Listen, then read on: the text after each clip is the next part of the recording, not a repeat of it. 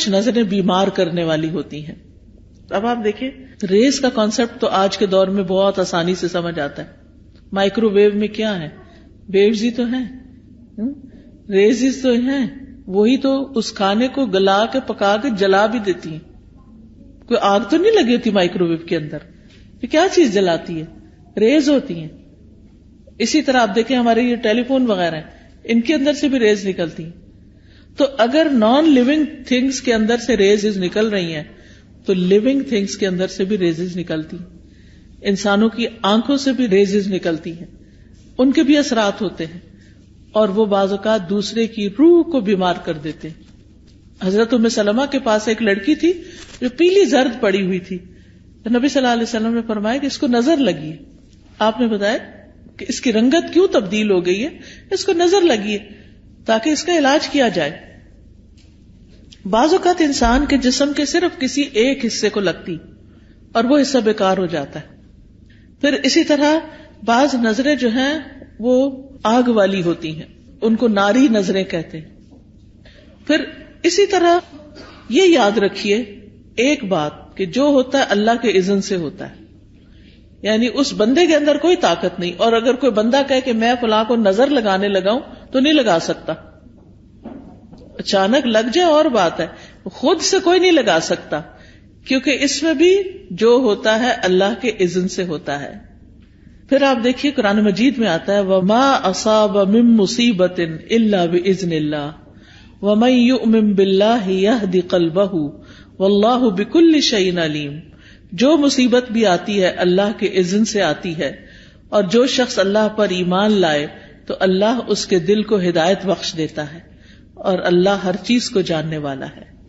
عبداللہ بن مسعود نے اس آیت میں وَمَن يُؤْمِن بِاللَّهِ يَهْدِ قَلْبَهُ کے بارے میں کہا کہ یہ وہ شخص ہے کہ اگر اس پر کوئی مصیبت آ پڑے تو وہ اس پر بھی راضی رہتا ہے, بلکہ سمجھتا ہے یہ اللہ کی طرف سے آئی ہے, اللہ ہی کاٹے گا. دوسری بات یہ یاد رکھیے کہ نظر لگنا تقدیر کا حصہ ہے. جیسے انسان کا کوئی ایکسیڈنٹ ہو جاتا ہے, حادثہ ہو جاتا ہے, کوئی تکلیف آتی ہے, تو یہ بھی تقدیر کا ایک حصہ ہوتا ہے. اس وقت انسان کو سوچنا چاہیے اگر کوئی چیز ہو جائے تو قُل لَن يُصِيبَنَا إِلَّا مَا كَتَبَ اللَّهُ لَنَا, کہ ہمیں کوئی چیز نہیں پہنچ سکتی مگر جو اللہ نے ہمارے لیے لکھ دی. یہ اللہ نے ہمارے لیے لکھا ہوا تھا اس لیے ہو گیا, تو یہ اللہ کی طرف سے آئی ہے.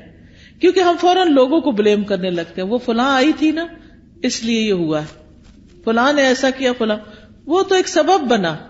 تو لوگوں کو بلیم کرنے کی بجائے یہ سوچے یہ میری تقدیر میں تکلیف لکھی تھی اس لیے آ گئی. تیسرا بڑا سبب اذکار اور تلاوت قرآن اور نمازوں کی پابندی نہ کرنا, اس سے نظر لگتی ہے, اس سے یہ شیطانی اثرات حملہ آور ہوتے ہیں. کیونکہ ذکر جو ہے اللہ کا یہ ایسے ہی ہے جیسے قلعہ ہوتا ہے.